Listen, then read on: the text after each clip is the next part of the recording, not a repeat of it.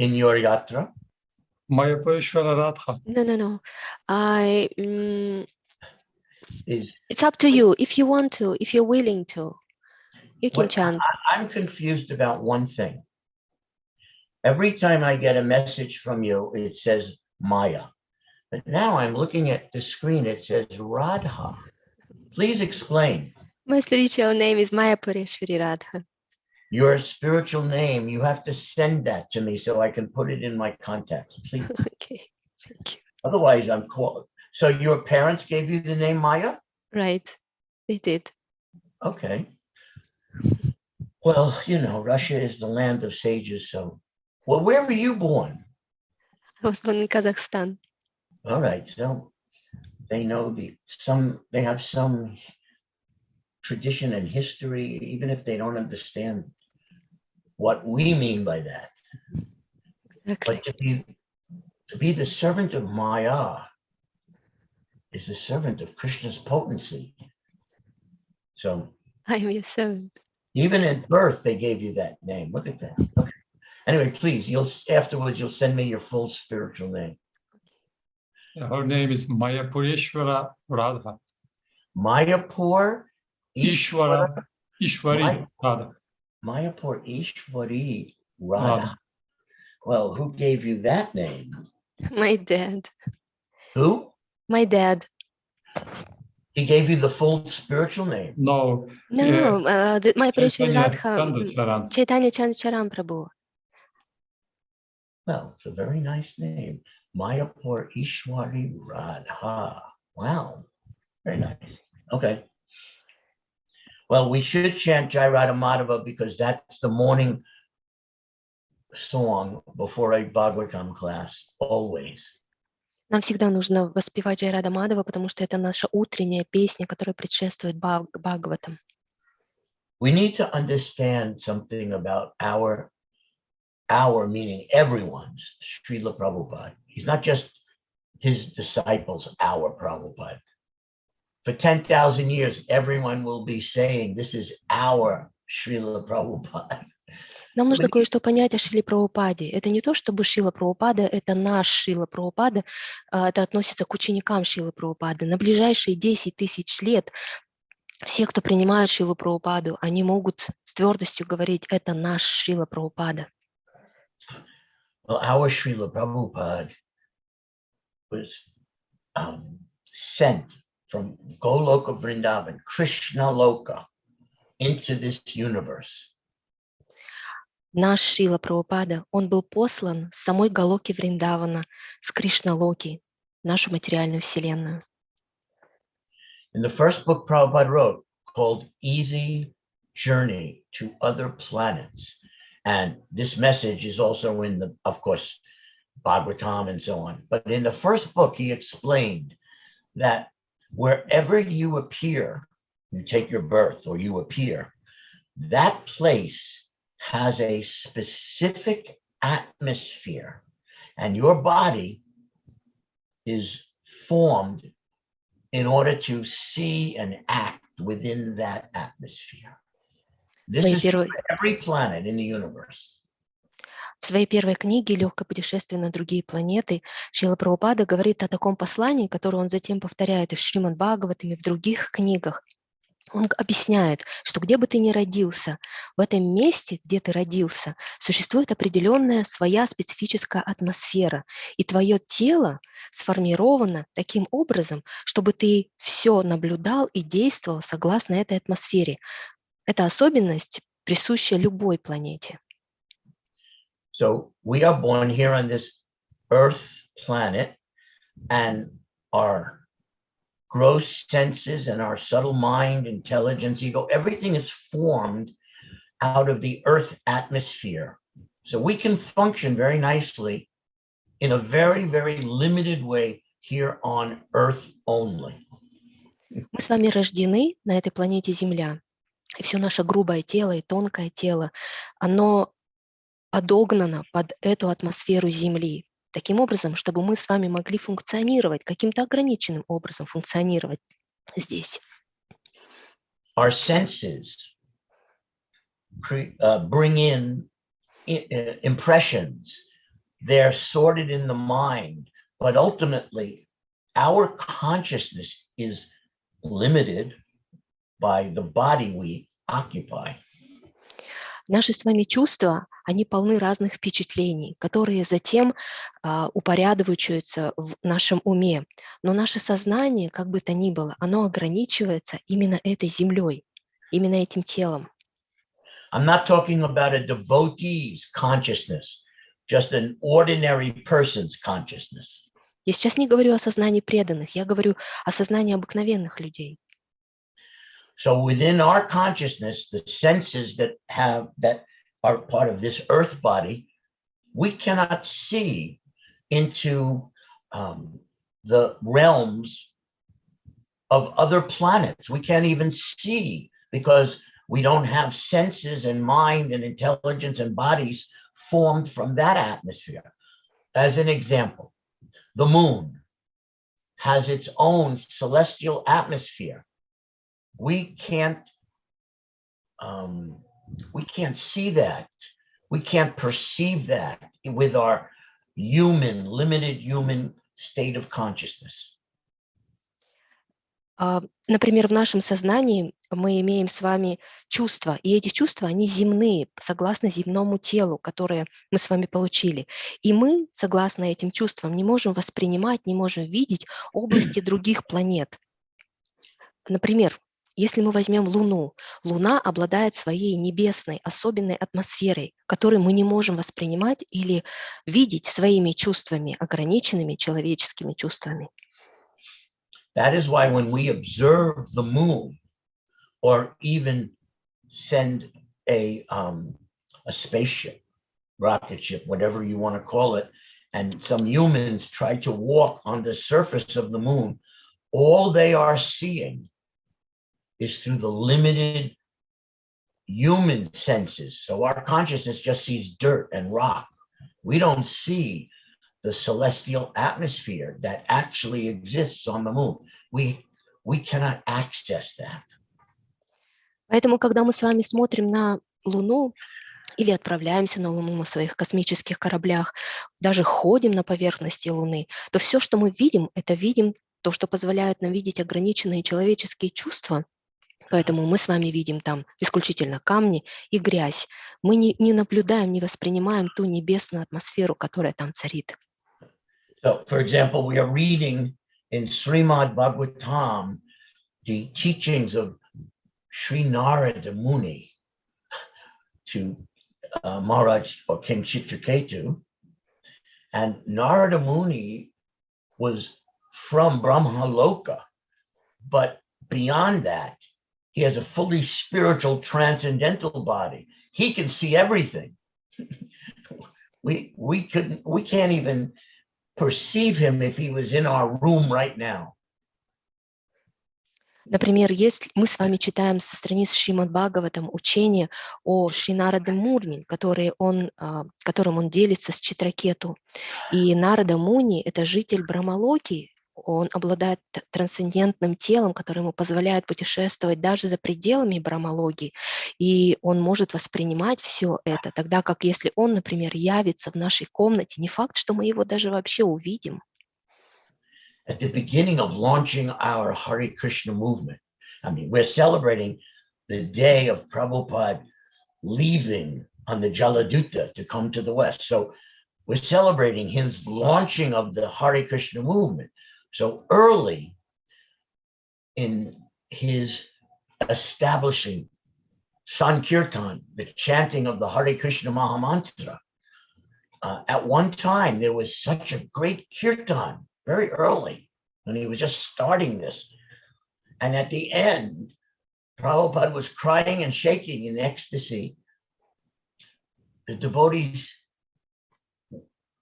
timidly asked Prabhupada what he was reacting to. And he told them, Narada Muni came for this kirtan. Didn't you see him? Of course, no one saw him but Srila Prabhupada. В начале зарождения движения Харе Кришна мы с вами празднуем этот день, когда Шрила Прабхупада отправился на запад, на Джаладути. Мы празднуем этот день как день начала движения Хари Кришна, день зарождения движения Санкиртаны. И вот в те ранние годы как-то был огромный киртан, мощный киртан, после которого Шрила Прабхупада стал плакать, его буквально трясло. И преданные очень смиренно спросили его: почему у вас такая реакция, Шрила Прабхупада? На что он ответил: Нарада Муни только что присутствовал на этом киртане. Разве вы его не видели? Конечно же, никто его не видел, кроме Шрилы Прабхупады. The Narada Muni has a spiritual body, and a spiritual body can manifest itself in different forms and shapes. And he can even manifest himself, as in this Leela of teaching King Chitraketu, to be seen, even though he has a spiritual body, you cannot see a spiritual body. И Нарада Муни обладает духовным телом, которое проявляется в различных формах. И даже в этой лиле мы видим, что с царем Читракету он мог вести себя так, он мог быть видимым для царя Читракету, хотя, конечно, духовное тело нельзя увидеть материальными глазами. So how could Srila Prabhupada see Narada Muni's spiritual body? Как же Шриле Прабхупаде удалось увидеть духовное тело Нарада Муни? Because Srila Prabhupada is from Krishna Loka. His consciousness came from that atmosphere. So he has the sense perception to see and experience everything spiritual on down. And so he is able to see a spiritual body such as Narada Muni, whereas to us, he's like almost invisible. Шрила Прабхупада, он пришел из Кришналоки, и его сознание, оно как раз-таки родом оттуда, из духовной атмосферы. Поэтому его чувственное восприятие позволяет ему видеть, воспринимать и испытывать на своем опыте все, что можно испытать в духовной области, в духовной реальности и ниже.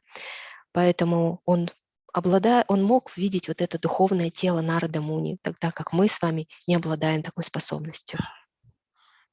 So what we have been speaking about is my way of introducing Srila Prabhupada chanting Jaya Radhamani. О чем мы сейчас с вами говорили? Это своего рода мое введение к тому, почему мы вообще воспеваем Джая Рада Мадхава.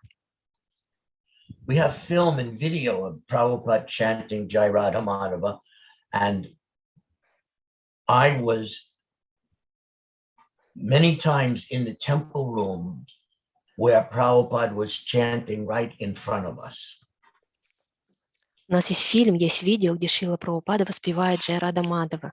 И много раз я лично находился в храмовой комнате, когда Шрила Прабхупада пел Джая Рада Мадхава в присутствии всех. Many, many, many devotees will tell you what I am about to say. Много преданные подтвердят вам то, что я сейчас скажу. When Srila Prabhupada was chanting about Vrindavan and Radha and Madhava and the gopis and Mother Yasoda and the Jamuna and everything in Krishna Lok, when Prabhupada was chanting that sound vibration, he was seeing through that sound vibration in Krishna Loka. And so we're watching Prabhupada on the Vyasa-san, and we can sense he's not here in this material world. He's gone to Krishna Loka right in front of us. That was the trance that Prabhupada was in every time that he chanted Jaya Radha Madhava. Когда Шрила Прабхупада воспевал Джая Рада Мадхава, он пел о Вриндаване, о Радхе, о Мадхаве, о Гопи, матушке Ишоде, о Ямуне, обо всем, что касается Кришна Локи, то вот эта звуковая вибрация мы могли видеть, что он воспринимает вот эту реальность, о которой поет, через вот эту звуковую вибрацию. И мы смотрели, как Шрила Прабхупада сидит на своей висасане, и мы прекрасно понимали, что он сейчас не находится здесь среди нас, он там, на Кришналоке. В таком трансе, он в состоянии транса находился каждый раз, когда пел Джай Рада Мадава.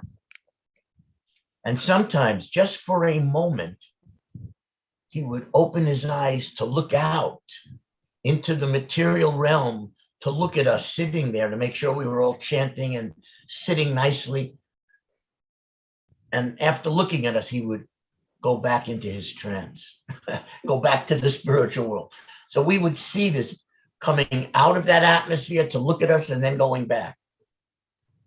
Иногда на какое-то мгновение он открывал глаза, смотрел словно вот на эту материальную реальность, чтобы удостовериться, что мы сидим как надо и воспеваем, а затем он снова возвращался в это состояние своего транса, в духовную реальность, и вот так мы наблюдали за ним, как он то выходил, то входил снова. So that was the true experience while Prabhupada was chanting Jai Radha Madhava at the beginning of the Srimad Bhagavatam class every morning, everywhere in the world. That was everyone's experience, not just mine. И это был реальный опыт, касающийся того, как Шрила Прабхупада воспевал Джай Рада Мадхава перед каждым классом Шримад Бхагаватам, каждое утро, в каком бы уголке мира он ни находился. И это опыт, который подтвердят абсолютно все, не только я. So because my voice is a little hoarse, maybe we could unmute one devotee and not responsibly, but he could just sing all the lines of, or she, they'll sing the lines of Jai Radha Madhava, and if you unmute them, we'll all hear, and we can chant with them. Is that okay? So you suggest someone else to chant? I am suggesting that you know who has a very nice. All right. I will appoint a bhajan. person. Yeah. Давайте сейчас, поскольку у меня не в голосе, давайте выберем того, вы знаете лучше, кто у вас обладает хорошим, красивым голосом. Пожалуйста, пусть человек поет, включит микрофон, и это будет Карабаджана Прабху. Карабаджана Прабху, у вас отключен микрофон. So Может, maybe вы споете? so I'm going to gallery view, and who is going to be chanting? Карабаджана Прабху is going to chant. Just raise your hand, whoever that might Карабаджана Прабху, пожалуйста, поднимите руку. Prabhu, He please. will. Харе Кришна. Hare Krishna. Да, пожалуйста, Прабху. Ну, у меня голос некрасивый, но могу спеть. My voice is not that beautiful, but I can sing. Конечно, можете. Well, you were supposed to say that he had a beautiful voice for singing. Okay.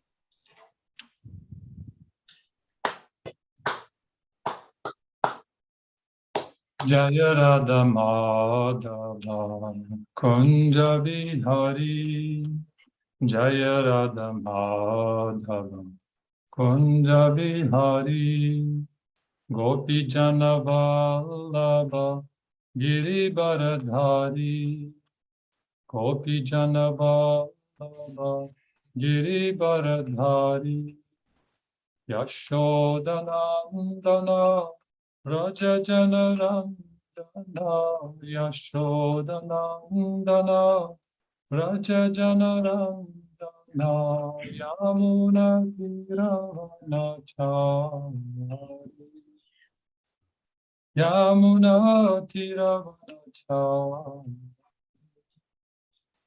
Jaya Radha Madhava Kunja Bihari Jaya Radha Madhava Kunja Bihari Gopi Jana Vallabha Giribaradhari Gopi Jana Vallabha Giribaradhari Yashodanandana Braja Jana Randana Yashodanandana Raja Jana Ranjana Yamuna Tiravana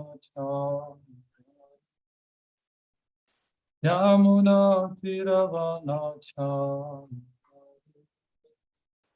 Jaya Radha Madhava Kunja Bihari Jaya Radha Madhava Kunja Bihari. Hare Krishna, thank you. Спасибо. Radhe Shyam. Hare Krishna. As you all know,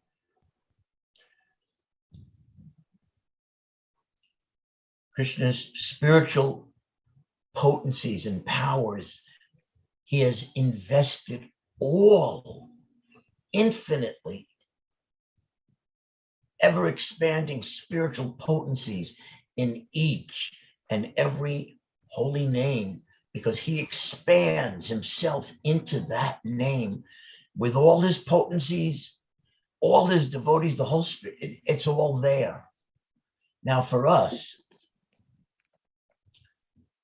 in our beginning stage of Krishna consciousness, we are taught that it is each word in these spiritual songs, or in the Maha Mantra, of course, all these names of God and of his places, his abode, his devotees, his Leela, they are like seeds.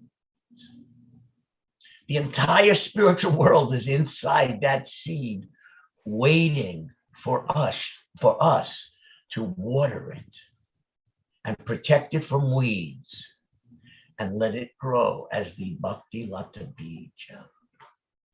And it is guaranteed in this life and in the next, we will have a full awakening of spiritual consciousness the more we chant, the more we engage, not only in chanting, but in especially Sankirtan, meaning we're not just chanting for ourselves, we're chanting for others. So that means, and I don't know what the rules are in your towns, cities, or in your country, but somehow or other, to chant for the public or to distribute books to the public, which is even, Prabhupada called it, what his spiritual master called it, the greatest mridanga, greatest chanting. This chanting for others. Translation, Ramesvara. Oh, I'm talking without letting you translate. I'm sorry. Hare Krishna. Forgot. Как мы все знаем, вся духовная энергия, вся духовная потенция Кришны, она бесконечна, и она заложена в каждом святом имени.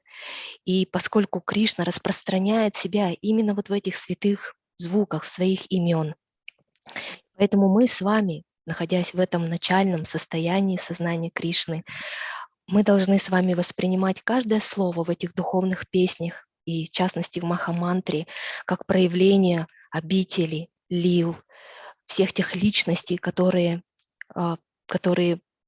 играют в лилах у Кришны. Мы должны воспринимать каждое слово как семечко, в котором вложен весь духовный мир. И это семечко ждет чего от нас? Ждет, что мы будем поливать его, что мы будем защищать его от сорняков, и что это семечко Бхакти-лата биджи прорастет. И есть полная гарантия того, что в этой жизни или в следующей жизни наше полное сознание Кришны непременно пробудится. И что мы будем воспевать с вами не просто для себя, потому что особенность этого века — это то, что здесь прославляется санкиртана, именно санкиртана, когда мы воспеваем не просто для себя, а для других.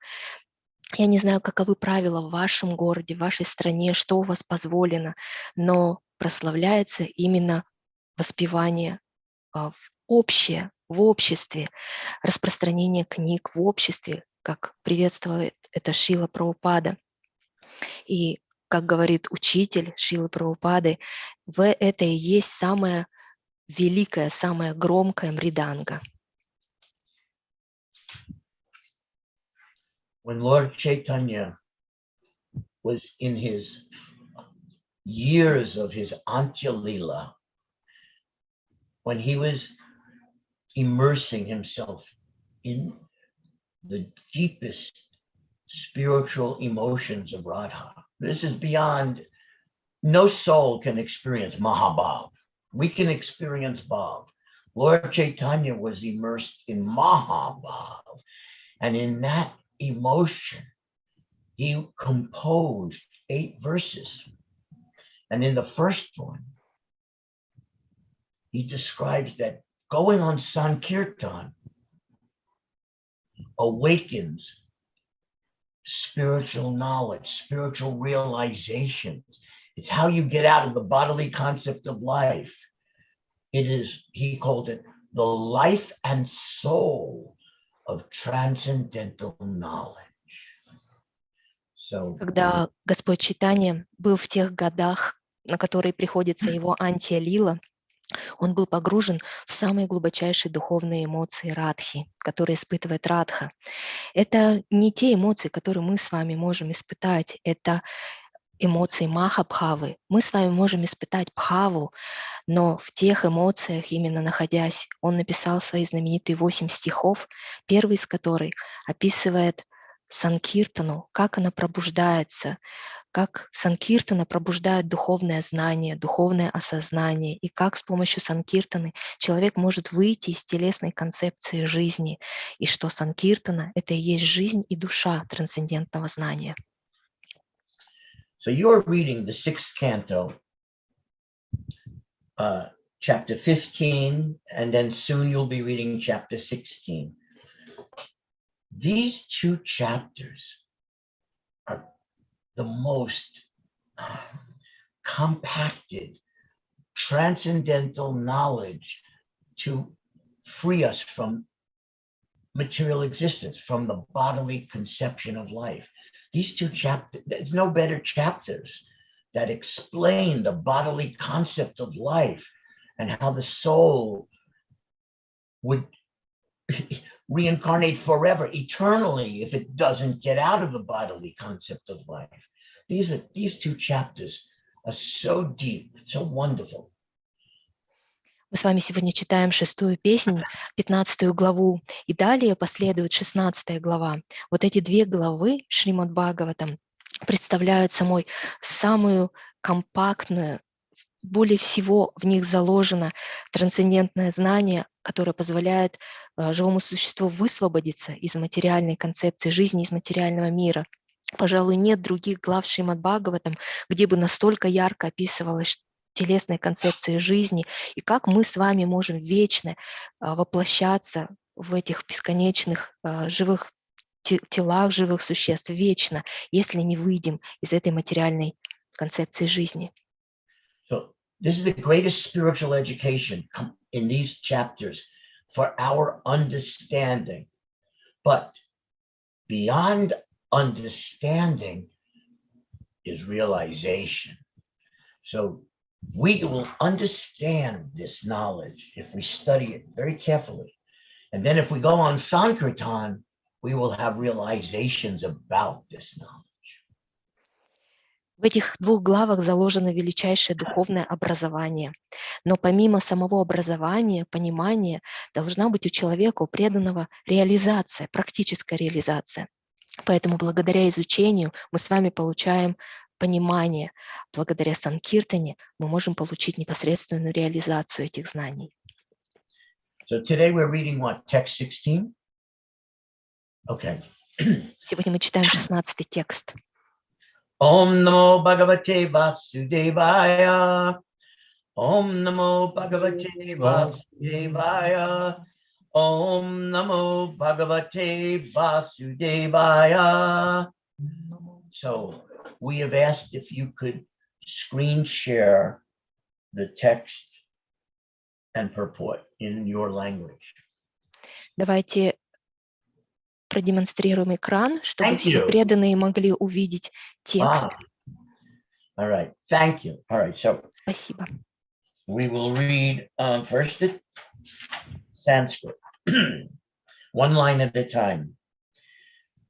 Tasmad yuvam gramya pashor Tasmat yuvam gramya pashur. You could unmute everybody just for this if you want.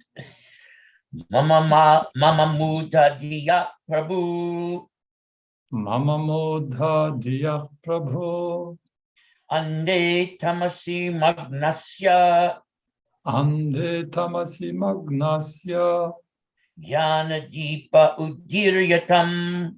Jnana dipa udiryatam. Word meanings. Tasmat, therefore. Дословный перевод. Поэтому Yuvam, both of you. вы, Gramya Pasho,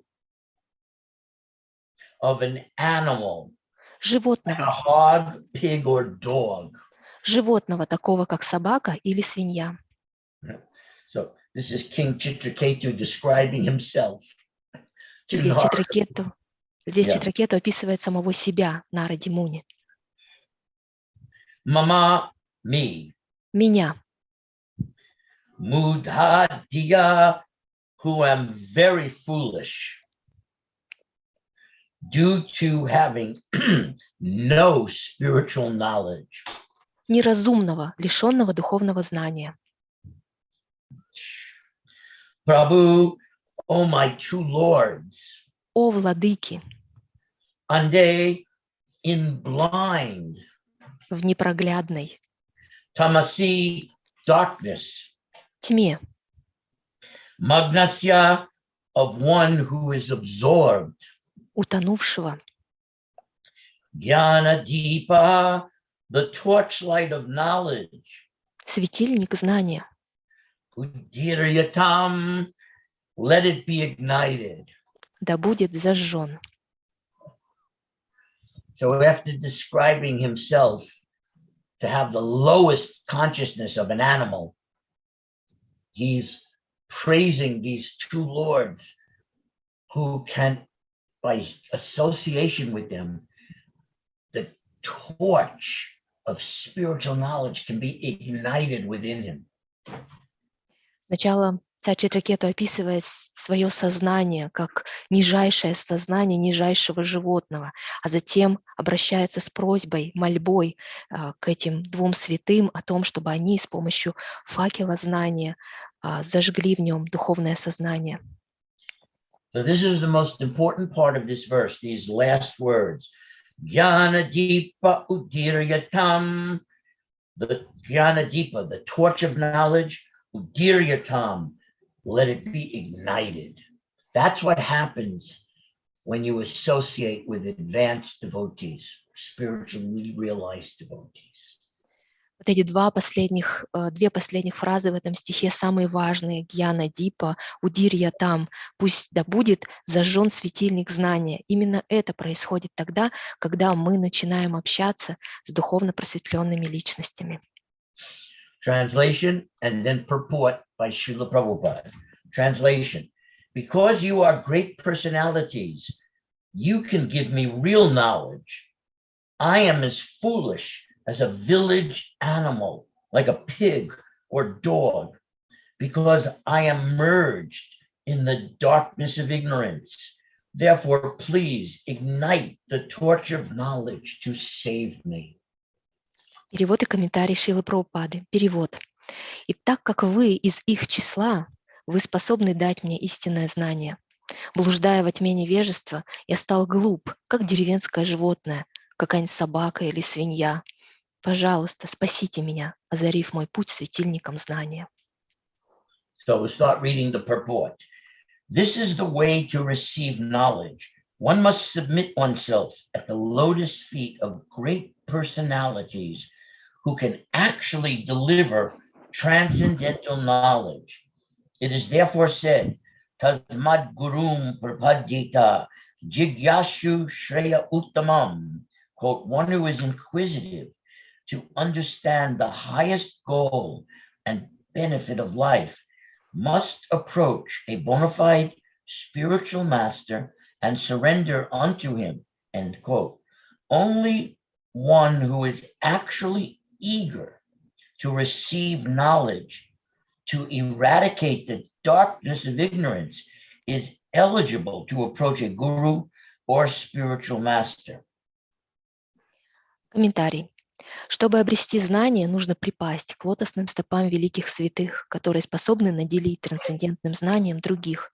Поэтому в Писаниях сказано «Тасмат курум прападьята джигьясу шрея уттамам». Тот, кто стремится узнать о высшей цели и смысле жизни, должен обратиться к истинному духовному учителю и предаться ему. Конец цитаты.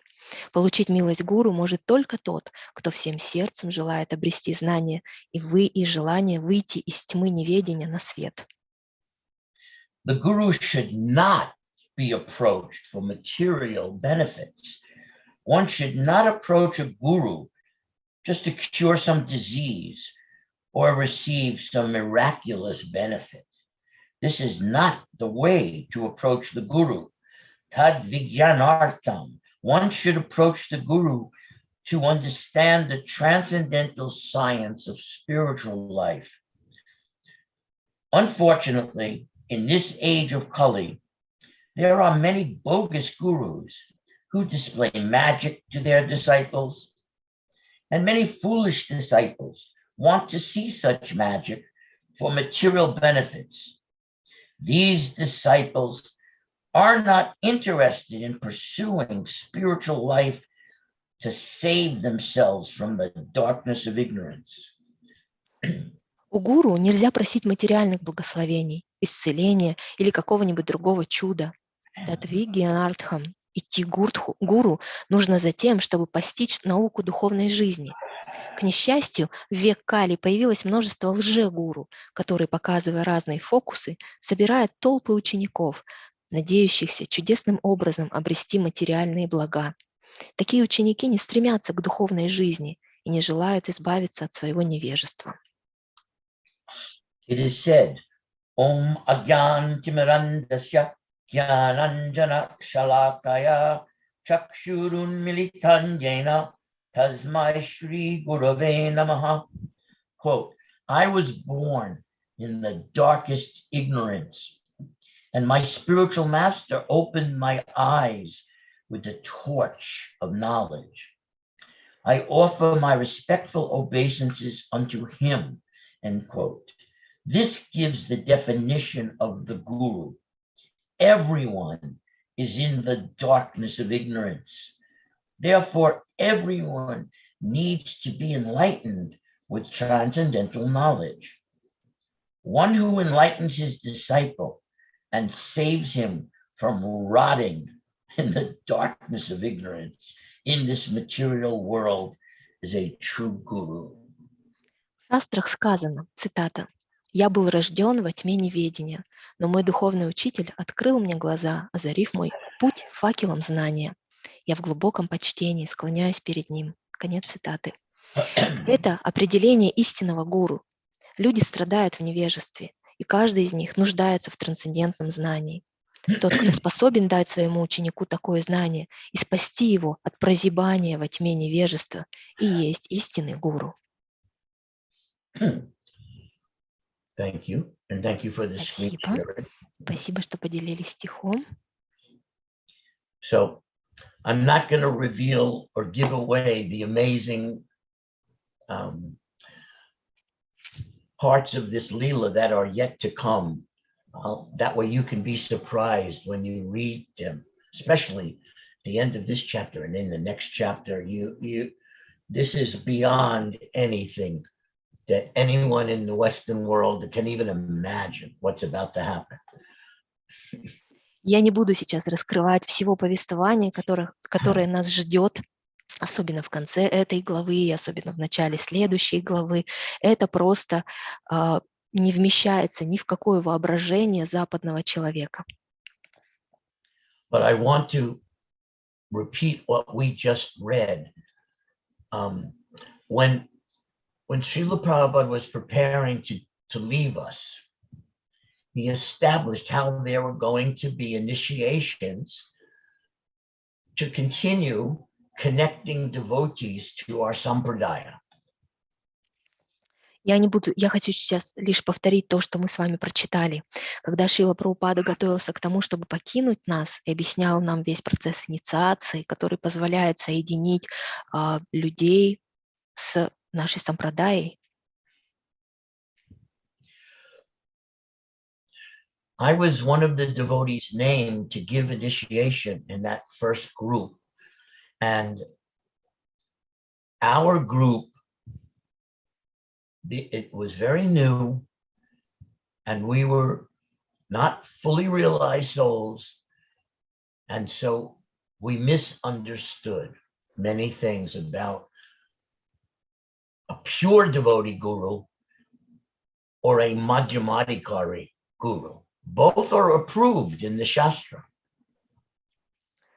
И я как раз был в группе тех учеников, которые получали инициацию в числе первых в то время. Наша группа была полные новички, и мы совсем не осознавали или неправильно понимали многие вещи о чистом преданном, о Мадхьяма Адхикари, о котором говорится в Писаниях.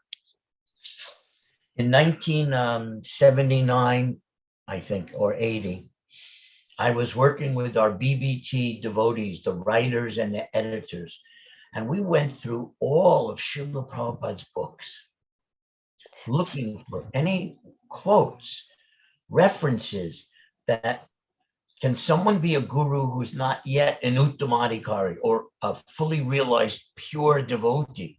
Is that even possible? And we found that it was. We even published 3 papers about how it is possible that a Madhyamadikari devotee can become an initiating guru. В 79 или 80 году я сотрудничала с BBT, служили мы вместе с BBT, с группой писателей, редакторов, и мы штудировали все книги Шрилы Прабхупады в поисках цитат Шрилы Прабхупады, которые бы подтверждали, что даже тот преданный, который не достиг статуса Уттама Адхикари, положения Уттама Адхикари, может стать инициирующим гуру.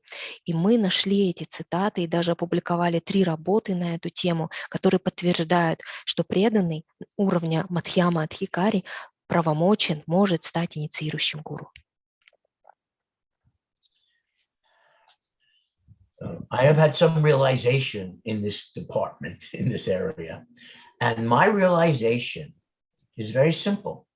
I'm going to tell you what the job description is of a Madhyamadikari guru in ISKCON. У меня есть некоторое осознание в связи с этим, в этой сфере. И мои осознания очень просты. Я с вами сейчас поделюсь теми квалификационными требованиями, которые предъявляются к гуру Мадхьяма Адхикари, инициирующий гуру в ISKCON.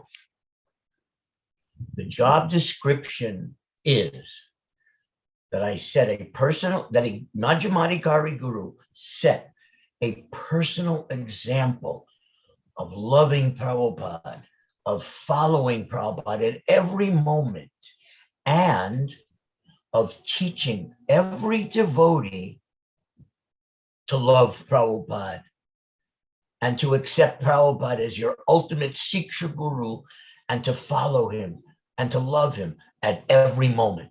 That's the job description. Основные требования, которые предъявляются к Мадхьяма Адхикари гуру, это устанавливать свой личный пример любви к Шриле Прабхупаде, устанавливать личный пример того, как нужно следовать Шриле Прабхупаде в каждый момент своей жизни и как нужно обучать каждого преданного тому, как любить Шрилу Прабхупаду, как принимать его как единственного, как главного шикша-гуру ISKCON, как следовать ему.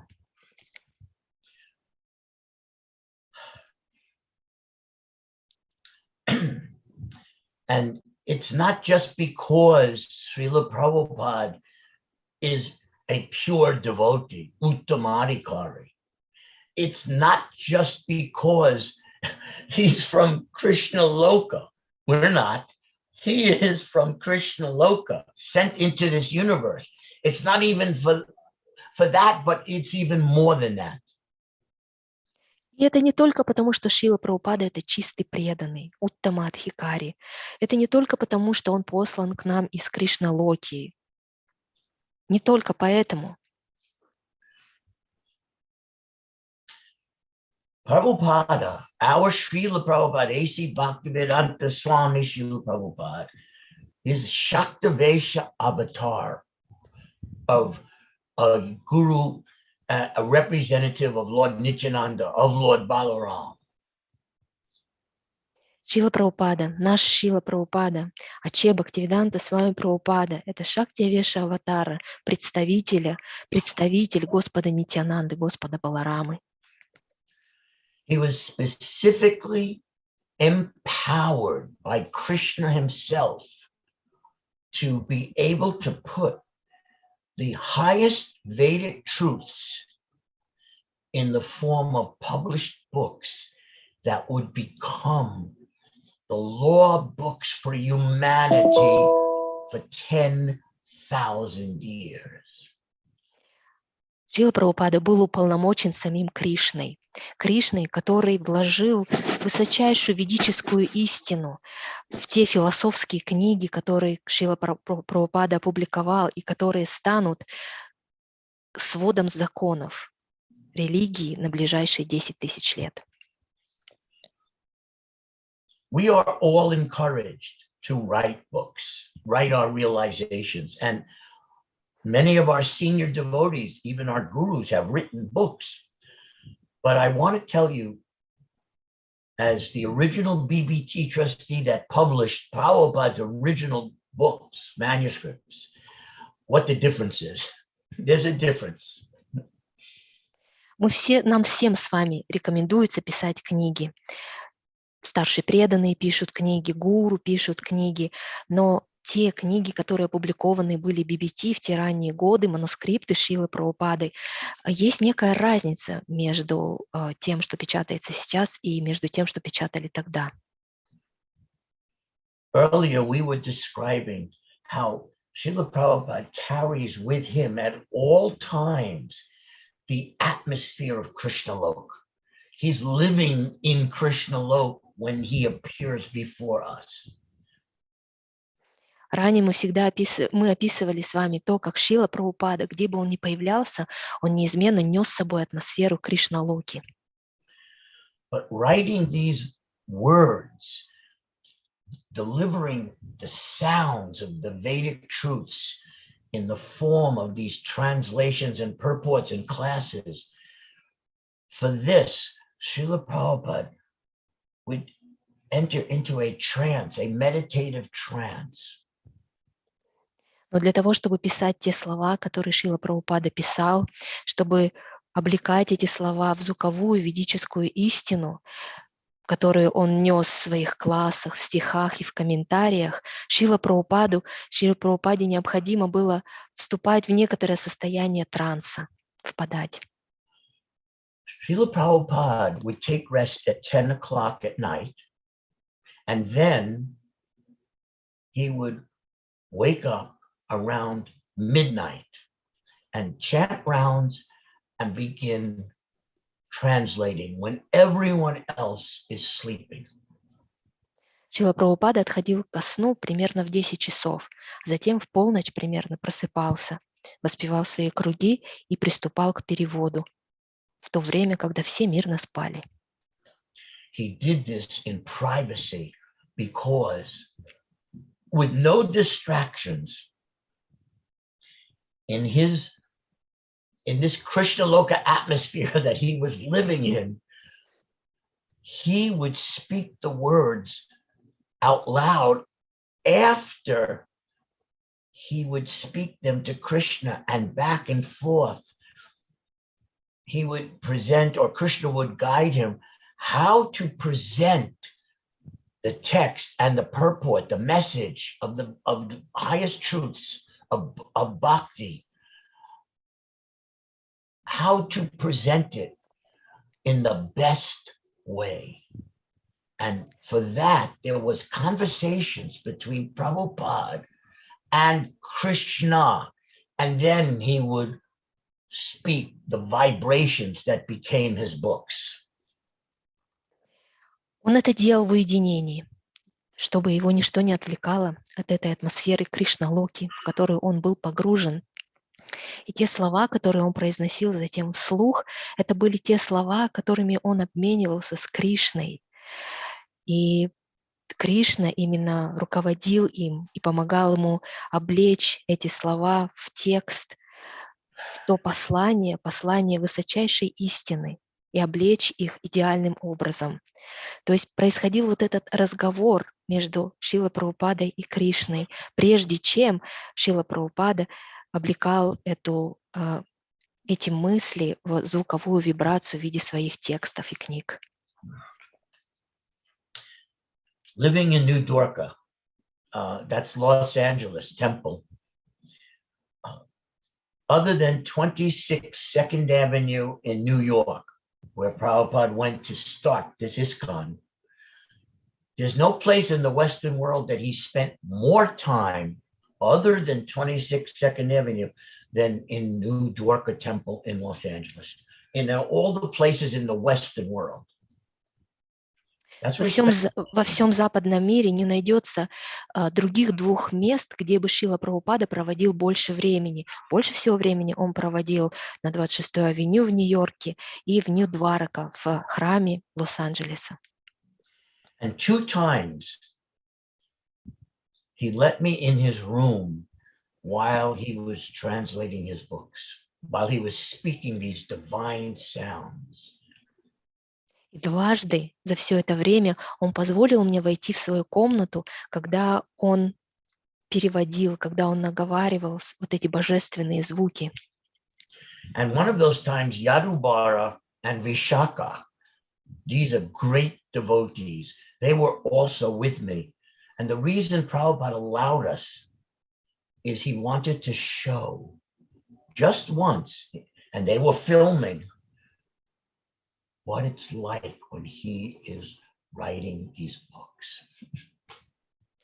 И однажды это было в присутствии Ядубары, Прабху и Вишаки, величайших преданных, которые тогда были со мной. И причина, по которой нам позволили находиться там, это потому что мы тогда снимали, делали видео, чтобы заснять весь процесс того, как Шрила Прабхупада пишет.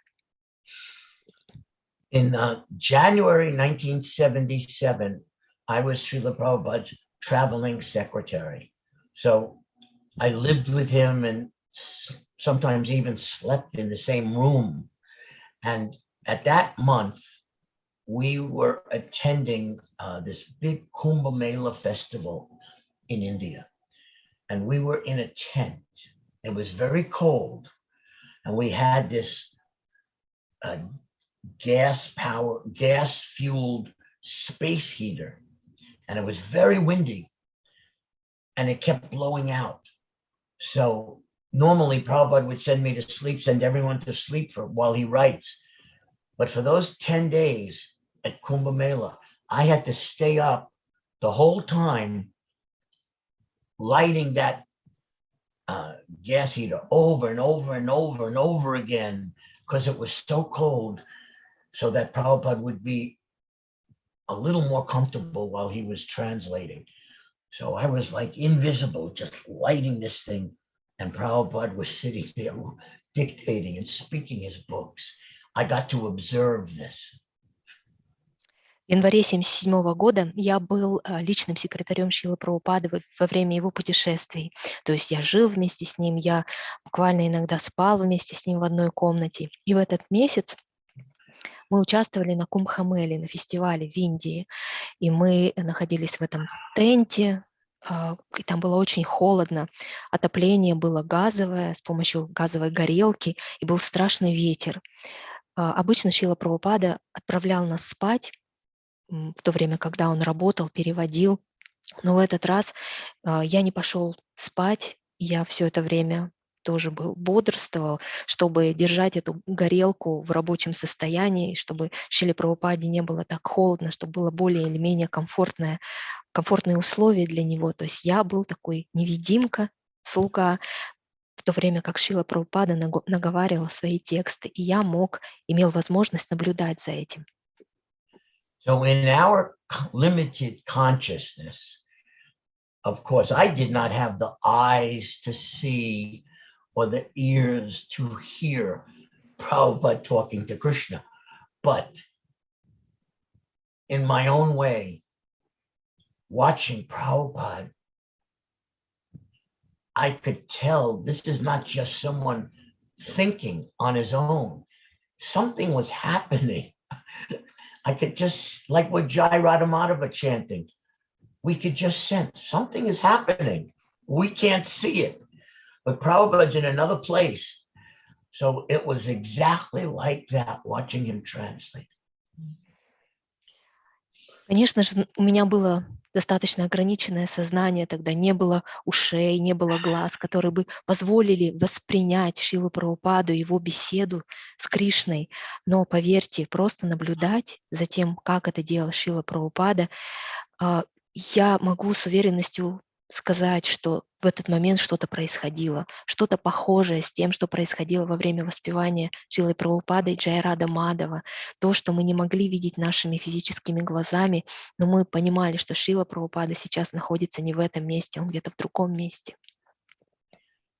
These sound vibrations that Prabhupada books contain, these are either directly from Krishna or directly approved by Krishna.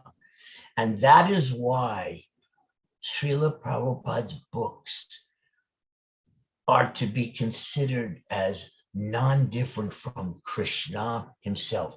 They are deities. Each book is a deity.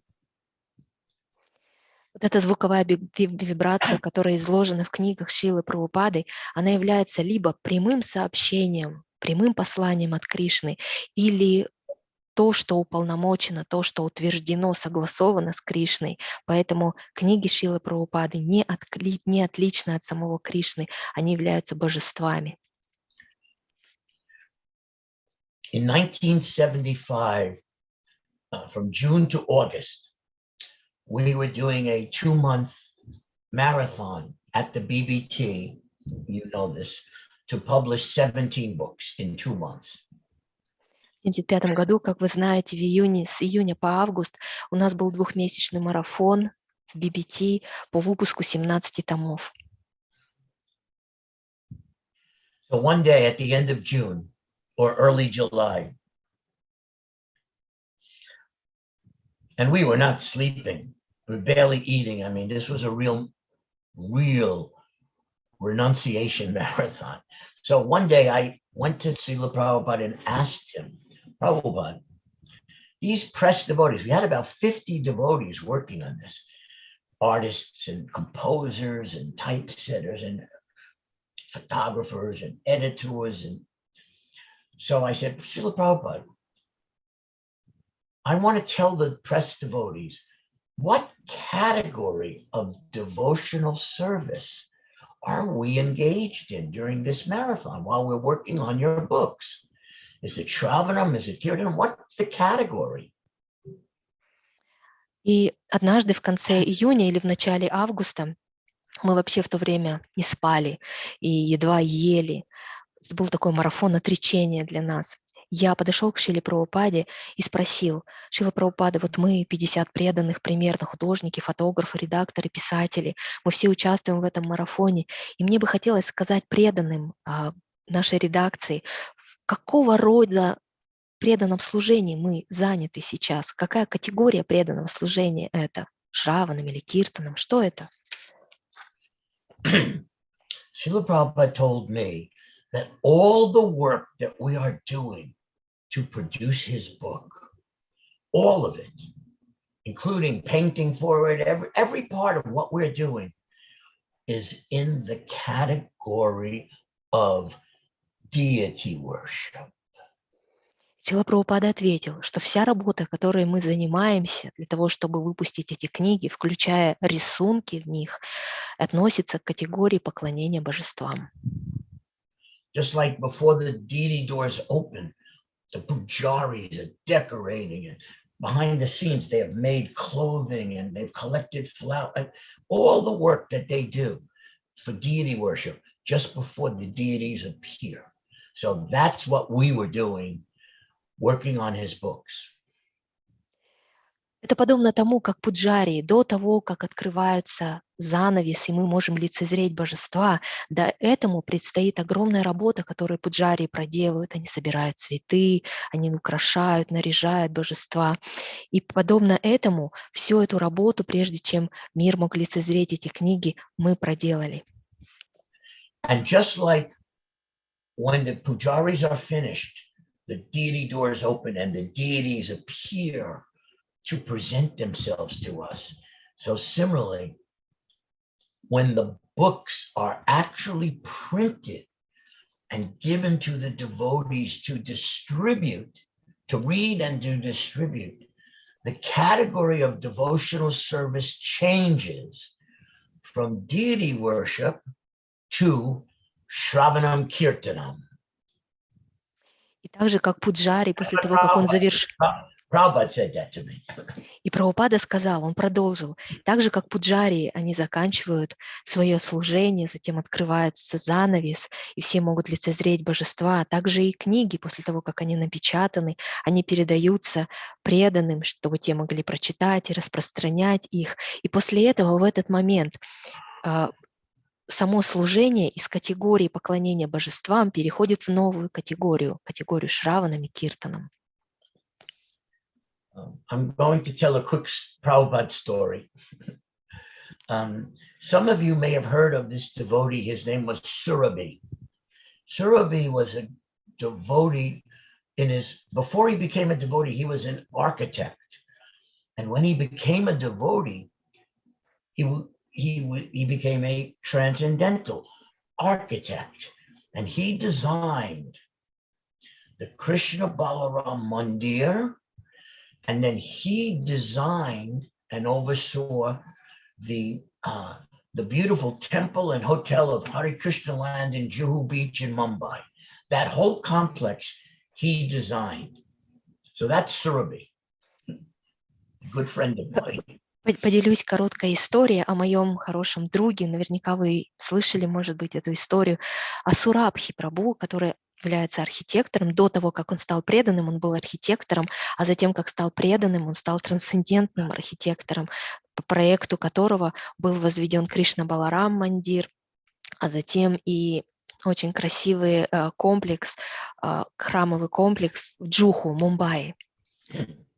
So when he was very sick and getting ready to leave his body, he sometimes you would say, okay, you just go to Mayapur or you go to Vrindavan. He went to New Dwarka in Los Angeles. And naturally, he was asked to give a class. So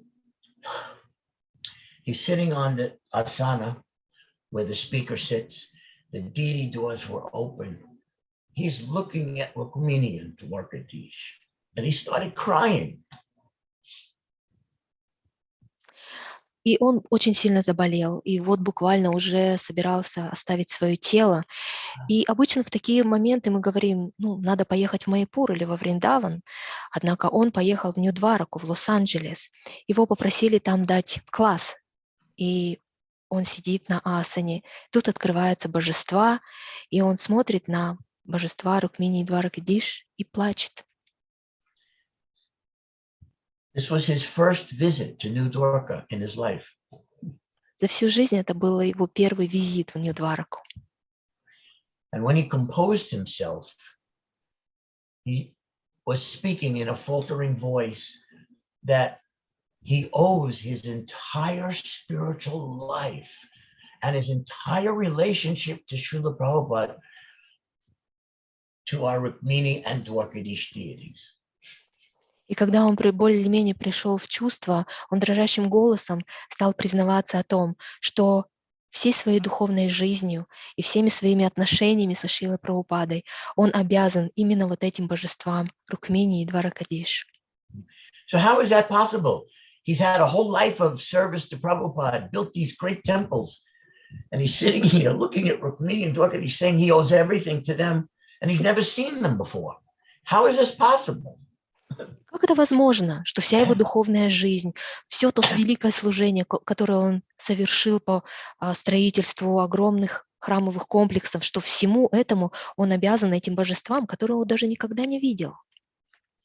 Then he explained that one day in the design office in Hare Krishna Land, Juhu Beach, Mumbai, as they were designing and getting ready to build the temple, one day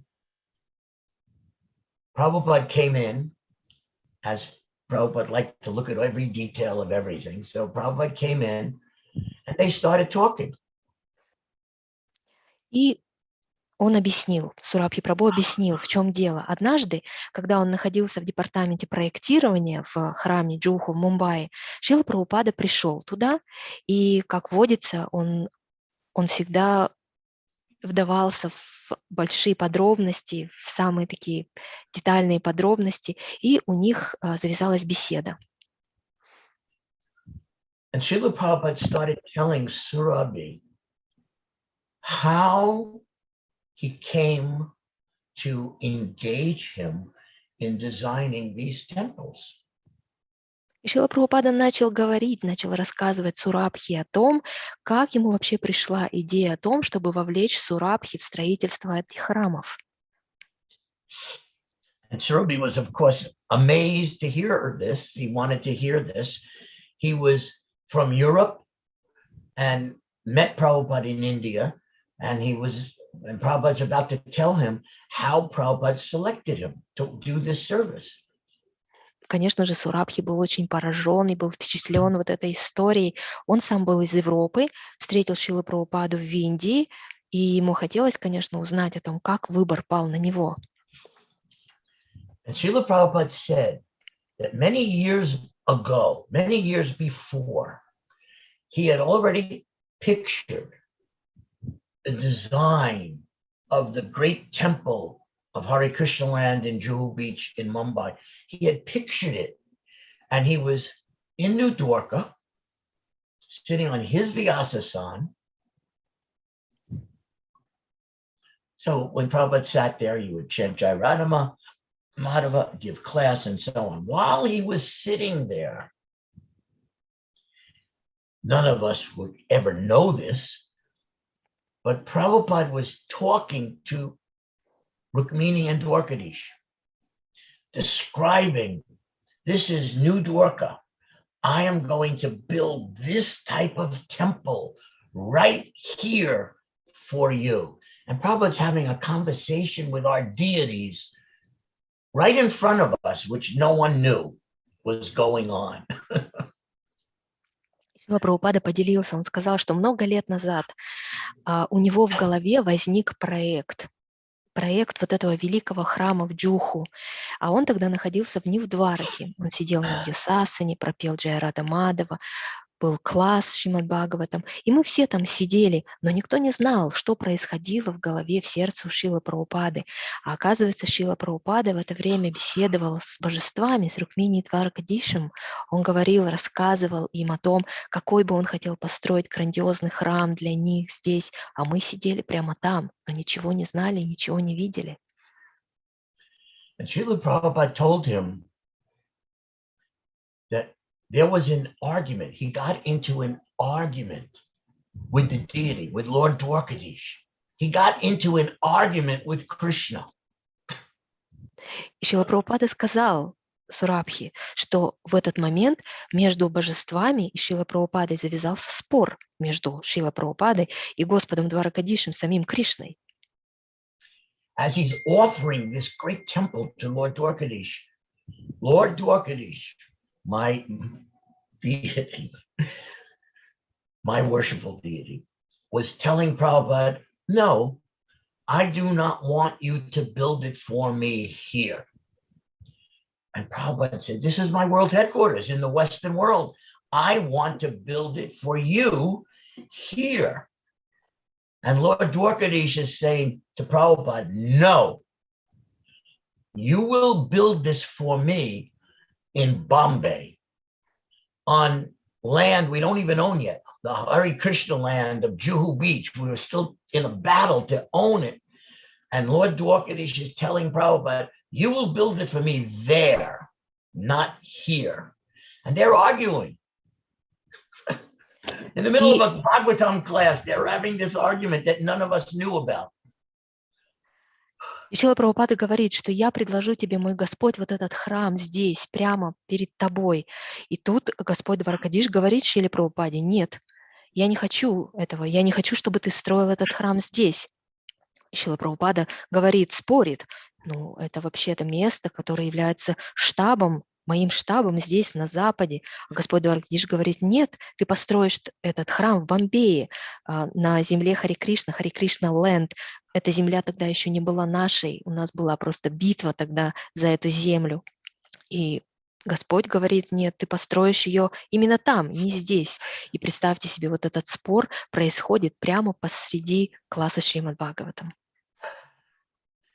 Giriraj Swami wrote this book, Let There Be a Temple. This story is not in that book. This story is a true story, but it's not even in that book. Гирирадж Свами Махарадж написал книгу «Я возведу тебе храм», и вот эта история, она не упоминается даже в этой книге. Yeah, I'm going to have to put it in my book. Похоже, что мне ее нужно будет разместить в своей книге. So Prabhupada surrendered and said, of course, my Lord, we will build it for you where you want it in Bombay. And so now coming back to Surabhi, saying, and because of that, because of Rukmini and Dwarkadish telling Prabhupada to build it in Bombay, when the devotees told Prabhupada, oh, there's an architect visiting, Prabhupada met him, converted him, made him love him, and made him build Krishna Balaram Mandir and Hare Krishna Land in Juhu. All of that, his whole relationship with Prabhupada, because of Rukmini and Dwarkadish. That's what he was explaining. И Шрила Прабхупада сказал, что... That's why he was crying when he saw the deities. Шрила Прабхупада сказал, что, конечно, мой Господь, я построю этот храм там, где ты этого хочешь, в Бомбее, так в Бомбее. И возвращаясь к истории с Сурабхи, вот именно из-за вот этого спора, из-за этой беседы с Рукмини и Дваракадишем был возведен храм в Бомбее. В то время преданные как раз сказали Шриле Прабхупаде, что вот здесь наш храм посещает один архитектор, и Шрила Прабхупада хотел с ним встретиться, это был Сурабхи, и он обратил его в сознание Кришны и сделал так, чтобы убедил его, чтобы тот занялся проектами Кришна Баларам Мандира и Хари Кришна Ленд в Джуху, в Бомбее.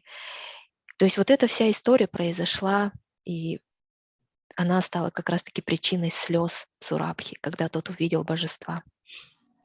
So I'm sharing this story with you to give another example that Prabhupada comes out of this atmosphere of Goloka Vrindavan where he can speak to Krishna. He can hear Krishna speaking to him. This is a true story of Prabhupada talking to Krishna in his deity form. Well, every morning when Prabhupada wrote his books, he was talking to Krishna and hearing Krishna speak back to him. And that's why these books are deities and they're law books for 10,000 years. And that's what makes Prabhupada so unique amongst any guru, so special. Я делюсь с вами этой историей как образцом, как примером того, что Шрила Прабхупада, он родом из той атмосферы, из атмосферы Галока Вриндавана, где он постоянно слышит Кришну, общается с ним. И это реальная история, показывает то, как Шрила Прабхупада общается с Кришной в форме божества. Каждое утро, когда он начитывал свои переводы, свои комментарии, он общался с Кришной. Поэтому книги Шрилы Прабхупады являются божеством, законом, сводом законов на ближайшие 10 тысяч лет. И именно поэтому Шрила Прабхупада является уникальным гуру среди всех гуру. So we're reading this verse where the king is glorifying Narada, that you can ignite the highest realizations and knowledge in me. And so that's the role of the guru. And that is why for the next hundreds and thousands of years, when we're giving initiation to each new generation of devotees. We have to, if we're successful, then every one of those devotees will love Srila Prabhupada, will understand who Srila Prabhupada is, and will take Srila Prabhupada into their heart and soul as their Siksha Guru. And that's the job of our gurus, to bring everyone to the feet of an Uttamadhikari Shaktavesh Guru from Krishna Loka, and to read and absorb and immerse yourself in his books. That's the job of our ISKCON gurus. Мы читали с вами сегодняшний стих, где царь прославляет Нараду и просит его зажечь в нем вот это духовное сознание. И это и есть роль любого гуру на ближайшие 100 тысяч лет. Когда мы даем инициации новым поколениям преданных, мы должны понимать, что если мы с вами успешны как преданные, то эти новые поколения преданных, они будут любить Шрилу Прабхупаду, они будут понимать роль Шрилы Прабхупады, они примут его как своего шикша-гуру. И в этом и есть главная роль и задача, и работа наших гуру – приводить преданных к стопам Уттамадхикари, Шактивеша, гуру, родом из Кришналоки, и быть погруженными в те книги, которые он написал. We are all living in this world, material universe, this world, universe, in a battle, a struggle for existence against Maya. And whatever may happen to us, even the most advanced senior devotees, if your connection with Prabhupada is solid, then whatever else happens, Krishna and Prabhupada will never let you go. Even if you have difficulties, they will bring you back. That is Prabhupada's promise. That is Krishna's promise. They'll bring you back to them. Even if you accidentally fall, they'll help you to rise. They won't let you go. That's why I say the job description of our ISKCON gurus is to put you in that safe position. С вами все живем в этом материальном мире, материальной вселенной, где мы вынуждены вести вечную борьбу с Майей. Но что бы с нами ни произошло, какого бы уровня преданными мы не были, если у нас есть связь со Шрилой Прабхупадой, и эта связь крепкая, то что бы ни происходило, Кришна не позволит нам покинуть его, уйти от него, даже если возникнут какие-то сложности. Это обещание Шрилы Прабхупады, это обещание Кришны, они нас непременно вернут. Даже если мы совершим какие-то ошибки по случайности, они не позволят нам уйти. Именно поэтому я говорил о той роли и работе, которую необходимо сделать любому гуру, привести нас в это безопасное положение. So we can stop here and see if any devotees have any reflections or comments or questions. Давайте остановимся на этом, посмотрим, может быть, у преданных есть чем поделиться, комментарии, вопросы. Спасибо, Рамешвара Прабhu. Сейчас мы сделаем короткое объявление, потом перейдем к вопросам и ответам. Thank you so much, dear Ramesvara Prabhu. We'll make a quick announcement and then proceed to our questions, if it's okay.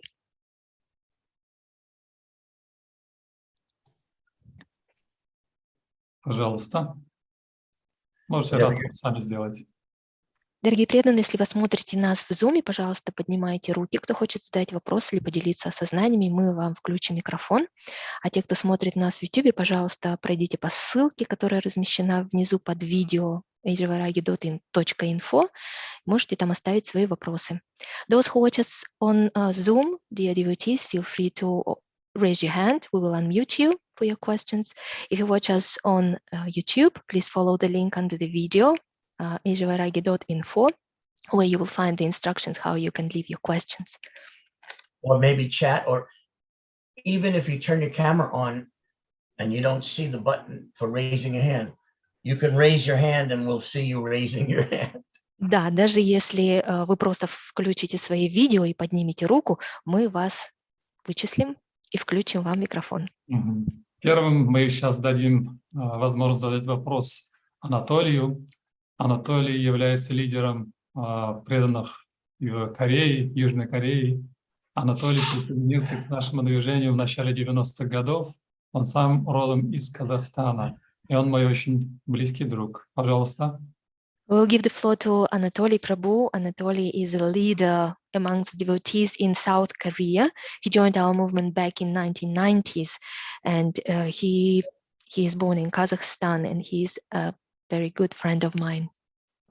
Okay, nice to meet a very good friend of Srimati Mayapura Ishwari. No, this is Caravaggiano Prabhu is saying that this is a close friend of Caravaggiano Prabhu. Oh, okay. Очень приятно, очень рад знакомству с близким Okay. другом Caravaggiano Prabhu. Hare Krishna.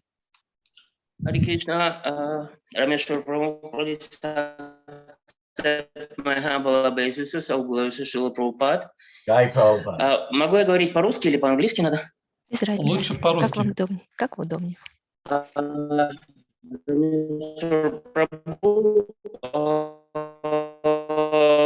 I can't hear. спасибо большое, что вы Ой, вас не слышно, Анатолий Прабhu. Анатолий Прабhu, вас не слышно. We're having trouble hearing, right? Анатолий There's Прабhu, something about the connection Лучше, where наверное, выключить видео, И тогда, возможно, будет... сейчас это, можно сказать, продолжение этого. you think if he turns off his video, we'll hear him better? he did. А Okay. сейчас? Давайте попробуем. Можно попробовать, да? Давайте. Вы сегодня в вашей речи сказали то, что Шрила Прабхупада на 10 тысяч лет будет, так сказать, путеводителем, звездой и человеком, который будет вести практически всю Землю в духовный мир. Могли бы вы немножко прокомментировать людей, которые пытаются кое-что менять? Ну, в частности, мы с вами уже обсуждали обложку. Некоторые меняют обложки на книгах Шрилы Прабхупады. Hare Krishna, thank you so much, Ramesvara Prabhu, for today's lecture. Please accept my humble obeisances. All glory to Srila Prabhupada. Today you've mentioned that Srila Prabhupada is going to be a guide, a star, a lighthouse for the nearest 10,000 years, a person who will be guiding the whole world to the spiritual abode. Would you mind commenting on those attempts that devotees make to change something? For example, we've already been discussing attempts to change covers of Srila Prabhupada's books. How do you treat that? Well, this is a controversial topic. Это противоречивая тема. And sometimes the BBT managers are hearing from their book distributors that this painting would make it easier for us to sell, or maybe this cover. So sometimes from the Sankirtan devotees, they may make some change of the art or cover. I have heard this. Иногда, настолько я осведомлен, как я слышал, руководство BBT принимает такие решения по рекомендациям санкиртанщиков, которые говорят, что вот если бы обложку поменять вот на такую, если бы картинку поменять на такую, то распространять книги стало бы проще. So there are two principles that have to be balanced. Необходим баланс двух принципов. The first one is, whenever possible, do not make any change. Первый принцип – по возможности не вносите никакие изменения. The second principle is how to sell the most books. И второй принцип – это вопрос, как распространять больше книг.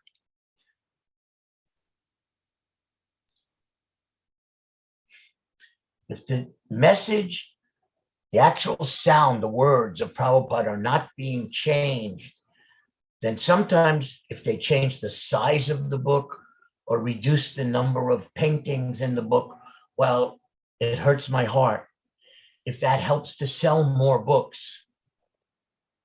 my experience with Srila Prabhupada is that he would say selling more books to massive book distribution is the most important principle. Если мы с вами можем сохранить послание Шрилы Прабхупады, вот эту звуковую вибрацию Шрилы Прабхупады, не внося никакие изменения туда, и если при этом нам необходимо поменять размер книги или уменьшить количество картинок, моему сердцу больно из-за этого, но тем не менее, если это помогает расширять проповедь, если это помогает распространять книги, то по моему опыту общения со Шрилой Прабхупадой, вот это массивное, массовое распространение этого знания, это самый важный принцип. And finally, there's one word of caution. И, наконец, одно предостережение. I have found personally, it is very easy to form opinions about some of the BBT editors or managers who have made changes. I have opinions about what they have done, and they may not be glowing opinions, but I have to be very, very careful. I have to hear what are all the reasons for the change, and I have to never blaspheme a devotee who has dedicated his life for propagation of the holy name. I must be careful. Я лично имею этот опыт того, как можно легко сформировать мнение о решении, в том числе руководства BBT, например. У меня есть тоже свое мнение, и оно не всегда радужное. Но нам необходимо быть очень-очень осторожными. И сначала, прежде чем формировать такое мнение, нужно выяснить все причины, которые предшествовали принятию такого решения. И ни в коем случае нельзя допускать того, что мы начнем порочить или поносить преданных, которые посвятили себя пропаганде, распространению святого имени. So finally, and then after this, please, no more talk about changes as a question. But finally, if you have some deep feeling, go to a senior devotee and confide and talk with them confidentially and see if they can help either pacify your concerns or take them to the appropriate persons who can do something about it. И в конце концов я хотела бы еще завершить, и, пожалуйста, после этого давайте не будем больше обсуждать вот эти вопросы изменений.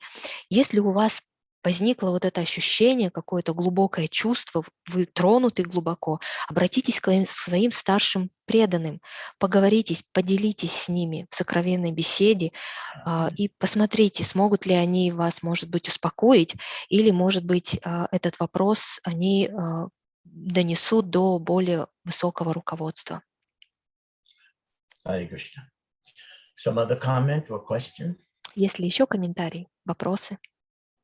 У меня есть вопрос, и этот вопрос, мне кажется, очень деликатный, касается вас, поэтому я заранее прошу смиренно простить меня, но тем не менее хотел бы задать этот вопрос.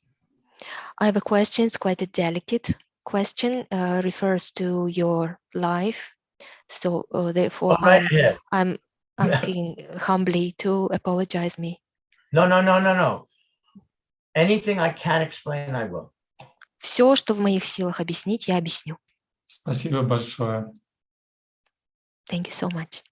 Вы сегодня сказали в конце лекции, что если у нас есть крепкая связь, твердая вера в Шрилу Прабхупаду и в Кришну, то они никогда нас не отпустят Майю или из движения.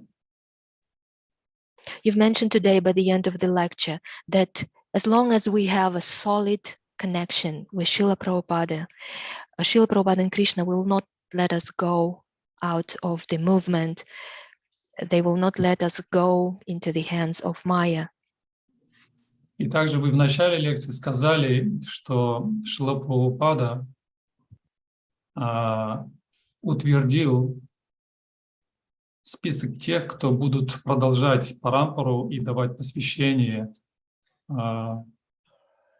как духовные учителя, и вы также были в этом списке.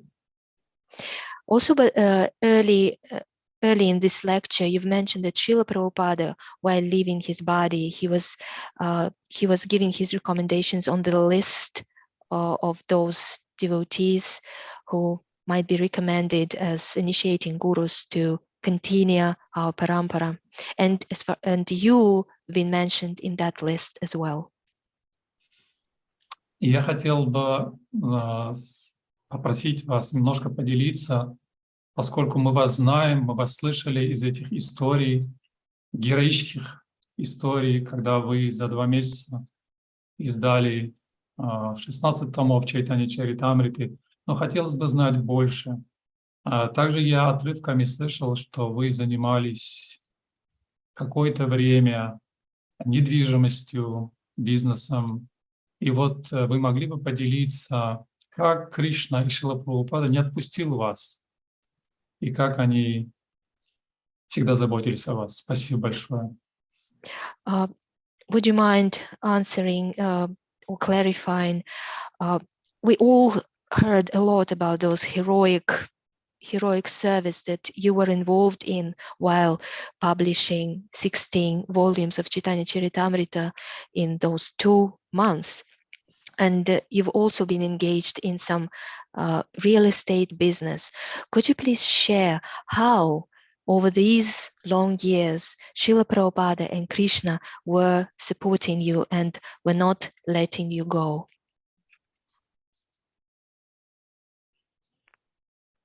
Well, first of all, I'm here before you at this moment, which is some kind of proof that Krishna and Prabhupada are not letting me go. Прежде всего, тот факт, что я вот здесь сижу перед вами в этот самый момент, есть доказательство, свидетельство того, что Шрила Прабхупада и Кришна не отпускают меня.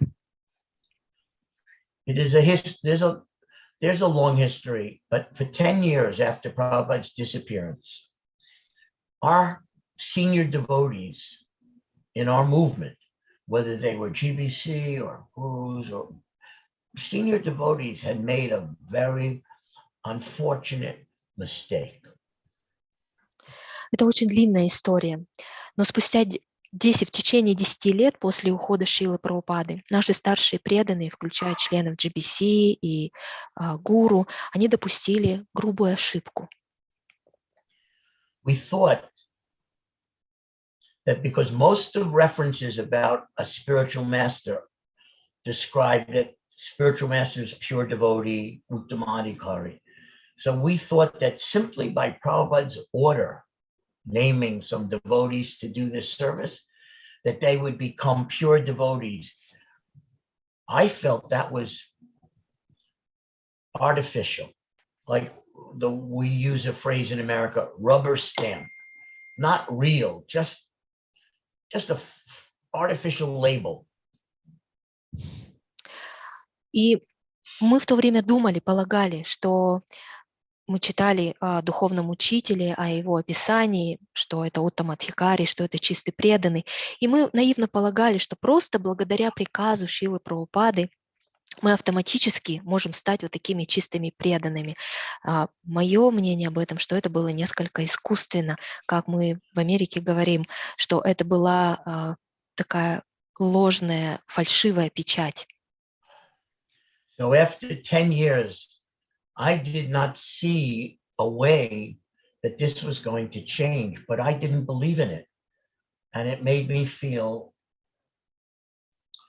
that I had to separate temporarily just to save my own soul, because I did not want to lie to the devotees that I'm something that I'm not. So for some years, because of those feelings, I moved outside of the temple, but I never moved outside of Prabhupada. and my connection to Prabhupada. I just had to leave the society while they were still believing or promoting this idea that every guru is automatically a Uttamadhikari pure devotee. I did that to save my soul. That's why I left. И после 10 лет я уже не видел возможности и не верил в то, что эта ситуация может измениться, что преданные начнут по-другому верить в что-то другое. Поэтому для того, чтобы спасти свою душу, я вынужден был несколько отстраниться. Я не хотел врать, продолжать обманывать преданных, которые принимали меня за того, кем я не являлся. Я находился несколько отстраненно от храма, но ни в коем случае не покидал Шрилу Прабхупаду. Я не терял этой связи с Шрилой Прабхупадой ни на мгновение. Но я вынужден был покинуть общество на какое-то время, потому что в том обществе продолжали продвигать идею о том, что если ты гуру, то ты автоматически чистый преданный, что ты автоматически уттамадхикари. Поэтому я вынужден был это сделать, чтобы спасти себя. So I could tell you different personal things, but I'll share one. I changed my ashram, and the lady that I married, I have 2 children. She tried very hard to be a devotee, but she couldn't do it after some years. And from that point on, when she couldn't do it anymore, I would say that my married life was something that you would read about in the 5th canto. Very hellish. And every day, literally, I would go to a private room, close the door. Krishna, Prabhupada, thank you. Thank you so much that I have a hellish marriage. This is personally me. My former wife and I are very good friends. To this day, I still support her financially, but that was Krishna's mercy, not letting me get entangled and attached to materialistic life. So he gave me an unpleasant circumstance, and I was so grateful. I carried out my duties in that Grihastha ashram. I still am. But I felt, Krishna, and Prabhupada, you love me. You've made sure I don't have anything to be too attached to. That helped me to come back. I will be living. Anyway, this is a long story. May I translate? Хочу поделиться еще одной другой личной историей. Я поменяла свой ашрам. Я женился на женщине, которая не была преданной, и у нас 2 детей, и она искренне пыталась стать преданной, но за те годы, которые мы провели вместе, у нее это не получилось. В какой-то момент я понял, что моя супружеская жизнь, она идеальная иллюстрация 5-й песни Шримад Бхагаватам, когда буквально каждый день я уединялся в своей комнате и молил Шрила Прабхупаду: Шрила Прабхупада, Кришна, спасибо вам большое, спасибо вам за этот адский брак. Знаете, моя бывшая жена и я, мы по-прежнему друзья, мы поддерживаем хорошие отношения, я поддерживаю финансово. Но то, что Кришна сделал на самом деле, это было проявлением милости. Благодаря этому я не привязался к этому материальному миру. Это спасло меня. Вот эти неблагоприятные обстоятельства вылились в большую благодарность с моей стороны. Я тогда был грехастхой и продолжаю исполнять свои обязанности грехастхи. Поэтому я просто чувствовал тогда, что именно вот в таких обстоятельствах проявляется любовь Кришны и Шрилы Прабхупады. Я говорил им об этом, что вы любите меня. И именно этот факт помог мне вернуться обратно. So for 20 years, well, since the year 2003, I have been living alone. I separated. My apartment, you can only see this one room, but I have 25 paintings. So when I come in here, It's not the material world. It's Krishna everywhere I look. And this is how I live. Until next year, I've been on the executive committee for the TOVP for the last 10 years. And I have to move to Mayapur starting next year to help manage the exhibits for the opening. So Krishna did not let me go. С 2003 года я живу один, мы стали жить отдельно, и вот вы сейчас видите вот эту комнату, это одна комната, но если вы посмотрите целиком эту комнату, вы увидите здесь 25 картин Кришны.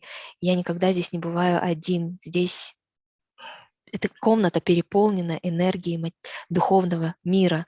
Кришна здесь везде, вот так я живу.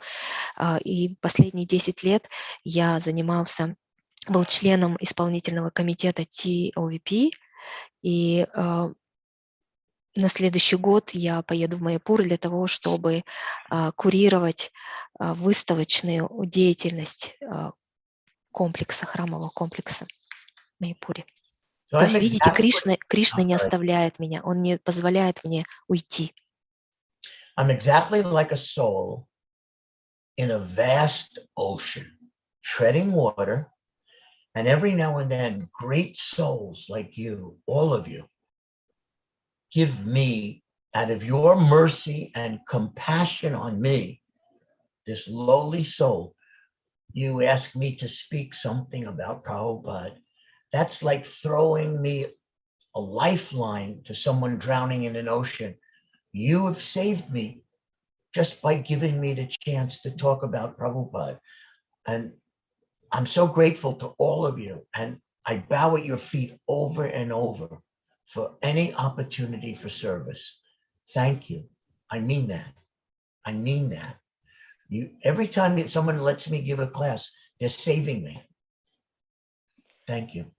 И я чувствую себя как душа, которая находится в этих волнах бушующего безбрежного океана.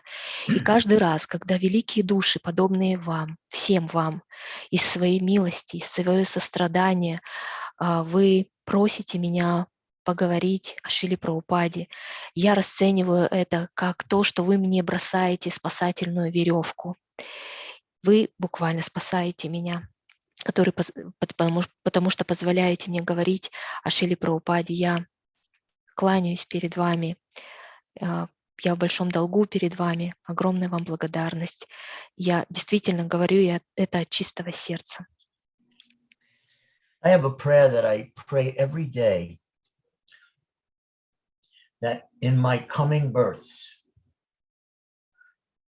wherever they are, and in whatever species, if I am just Prabhupada's servant, if I could just be Prabhupada's servant in every one of my future births, that's my daily prayer. У меня есть молитва, которую я возношу каждый день. Я прошу Кришну о том, что какое бы рождение он мне не послал в будущем, где бы я ни находился и какую бы форму жизни ни принял, я прошу его, чтобы он позволил мне быть слугой Шрилы Прабхупады. Если я мог бы быть слугой Шрилы Прабхупады в своей будущей жизни, то это и есть моя молитва. I miss him very much, and the only way that hole in my heart can be filled is when I'm serving him. So that's the only solace in my life, to serve him. Anyway, that's something about how to answer your question. Я очень скучаю по нему. И вот эта вот дыра в моем сердце, вот эта дыра в моем сердце, которая есть, она заполняется исключительно тогда, когда выпадает возможность послужить Шриле Прабхупаде. И это мое единственное желание — служить ему. Огромное спасибо вам, Рамешвар Прабху, что поделились своей историей. И знаете, я вспомнил, недавно, буквально в прошлое воскресенье, читал у нас Шримад Бхагаватам Гирирадж с вами, и он рассказал эту историю, удивительную историю, когда Шрила Прабхупада обратившись к своим ученикам, спросил, какой стих является самым главным во всех ведах? Ученики пытались ответить. Шрила Прабхупада, в конце концов, сам процитировал этот стих, где говорится, что тот, кто обладает твердой верой, верховно личность Бога, Шри Кришну, и такой же верой своего духовного учителя, тому открывается сокровенный смысл всех вед.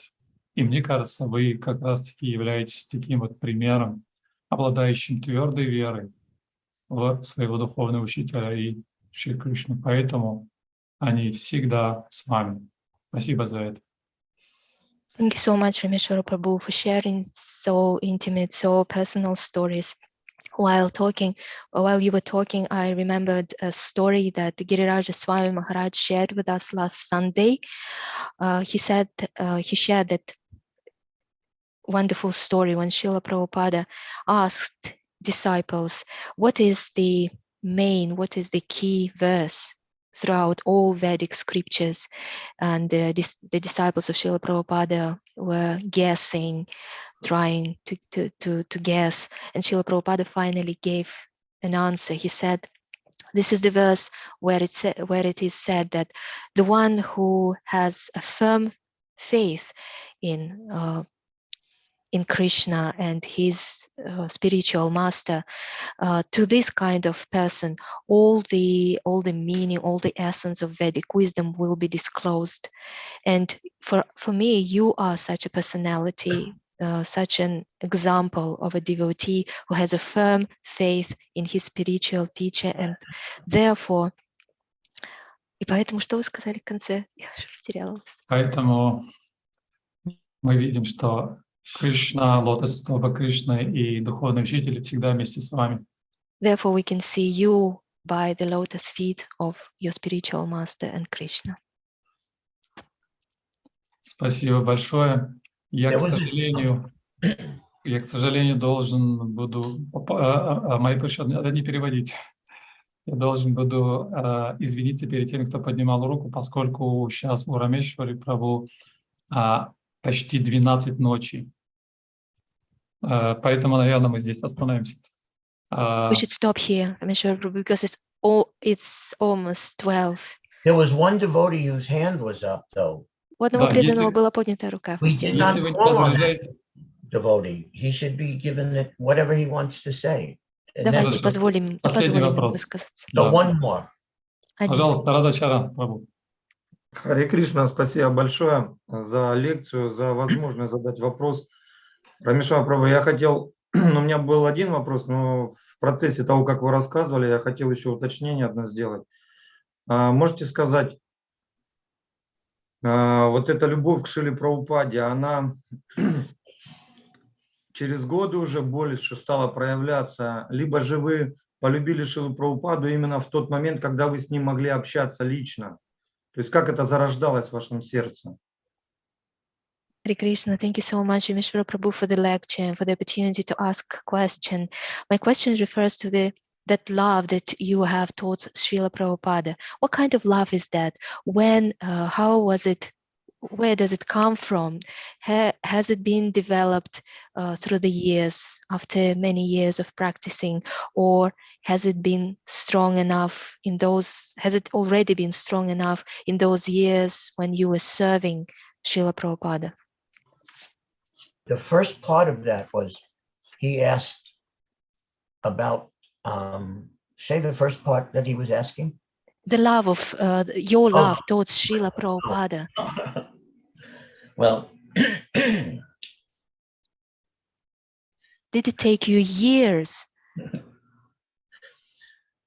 to grow this kind of love, or you fell in love with him straight at the beginning?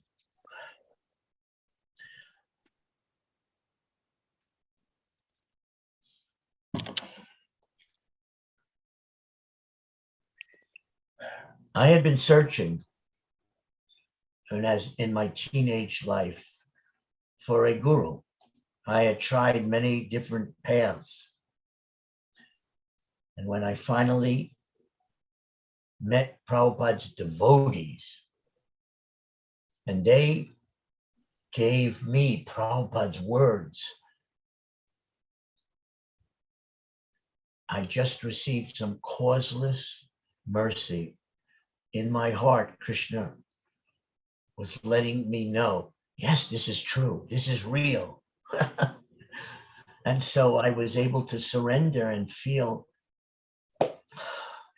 I'm under the protection of a soul that associates with Krishna.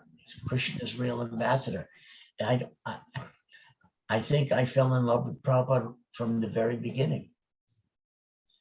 Я And искал в свои подростковые годы, я искал отчаянно гуру, я пробовал всевозможные духовные пути, и когда я, наконец, встретил учеников Шрилы Прабхупады, и они передали мне слова Шрилы Прабхупады, я в тот момент почувствовал, что я получил какую-то беспричинную милость. Прямо в своем сердце я почувствовал, что Кришна сказал, вот это истина, вот это правда.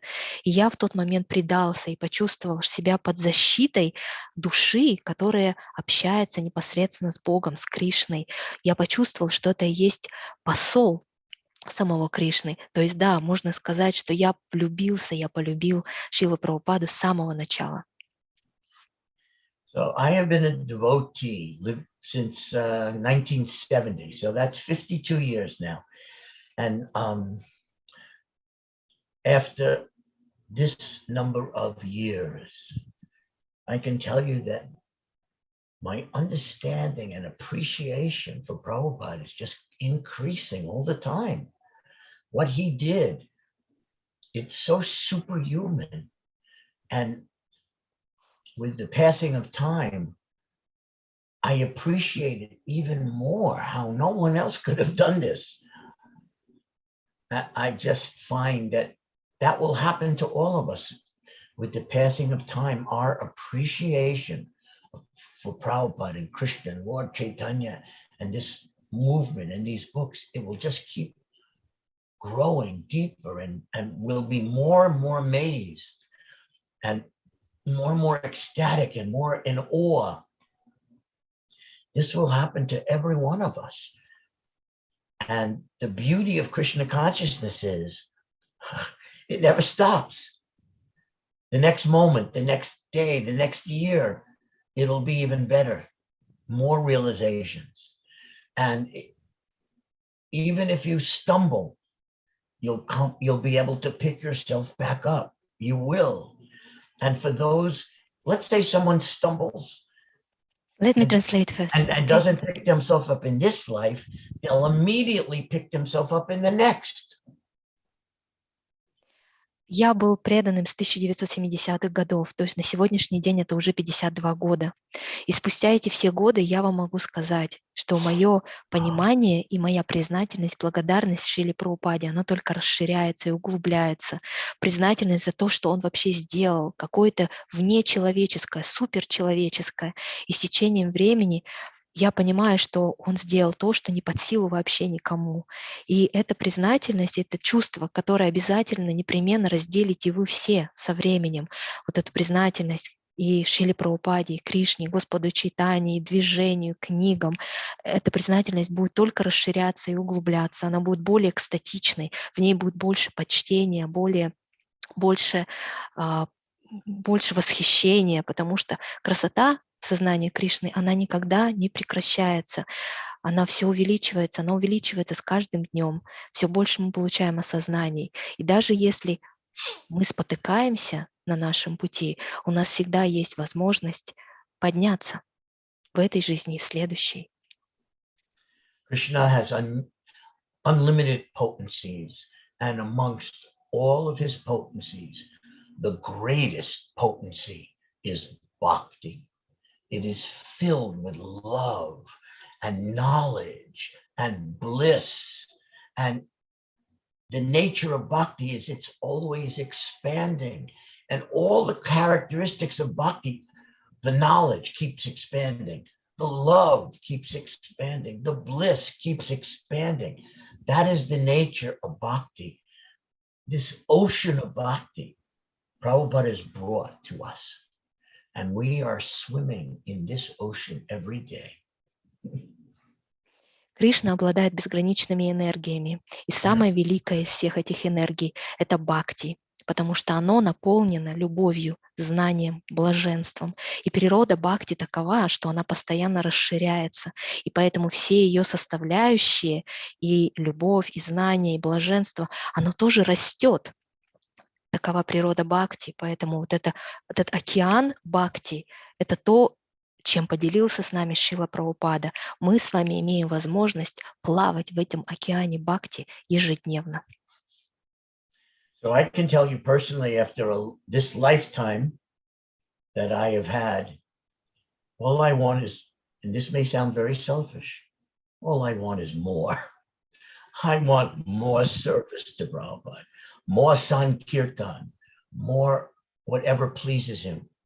I just want more, because the pleasure I feel when I can please him or serve him is the greatest pleasure in the universe. It's the greatest pleasure. So I naturally want more and more. That is my conclusion after this life that I've had. Лично я хочу с вами еще поделиться одним заключением, к которому я пришел, прожив свою жизнь, что оно может звучать несколько эгоистично. Знаете, чего я хочу? Я хочу больше. Я хочу больше служения Шриле Прабхупаде. Я хочу еще больше санкиртаны, потому что и всего того, что может порадовать Шрилу Прабхупаду, я хочу этого больше, потому что то удовлетворение, то удовольствие, то наслаждение, которое приносит это чувство, самое величайшее чувство во всей Вселенной. И я хочу еще больше этого чувствовать. Вот к такому заключению я прихожу под конец своей жизни. So again, I want to thank all of you, and you will do the greatest favor to me if you just accept me as your aspiring servant. I mean that. I'm your servant. And if you feel in any way that way, my bhakti will increase. So that's my humble request. Let me be your servant. Hare Krishna. And Я еще раз хочу выразить благодарность каждому и всем из вас. Не могли бы вы мне сделать одолжение? Вот та просьба, которую вы выразили, пообщаться с вами, это ваше одолжение, которое вы сделали мне, послужить вам, потому что благодаря этому одолжению растет мое бхакти. Поэтому моя смиренная просьба в том, чтобы продолжать это общение с вами. Спасибо огромное, Рамешвара Прабху, за то, что вы сегодня были с нами, несмотря на позднее время в вашем месте. Thank you so much, Ramesvara Prabhu. Thank you for being with us despite the fact that it's so late in your place. Я вначале говорил, что очень ценно и очень важно общаться с непосредственными учениками Шрилы Прабхупады, чтобы глубже понять сердце Шрилы Прабхупады, его любовь, его заботу. И это передается с первых рук. Поэтому огромное спасибо, что вы есть и что вы были с нами сегодня. I've mentioned at the beginning of the lecture that it's so valuable, it's so important to keep connection, to associate with the immediate disciples of Srila Prabhupada. If we want to understand the heart, or to appreciate the heart of Srila Prabhupada, if we want to understand what kind of love he shared, what kind of care he's sharing. And we have an opportunity to get that firsthand. So thank you for that a lot. Hare Krishna. Thank you. Hare Krishna. Спасибо вам. Grantarat Shrimad Bhagavatam ki jai. Srila Prabhupada ki jai. Ananta Koti Vaishnava Vrinda ki jai. Gaura Premanandi Hari Hari Bol. Ki jai. Nitai Gaura Premanande Hari Bol. Hare Hare Krishna. Thank you. Thank you for this opportunity. I will take your leave now. Hare Krishna. Спасибо за эту возможность. Я откланиваюсь. Good night. Дорогие преданные, завтра по традиции, в понедельник, мы слушаем лекции по божественной милости Шрилы Прабхупады и будем пытаться осмыслить услышанное. Харе Кришна. Всем доброго дня. Спасибо всем, кто был сегодня. Особое спасибо Майяпуришвари Радхе за перевод. Харе Кришна.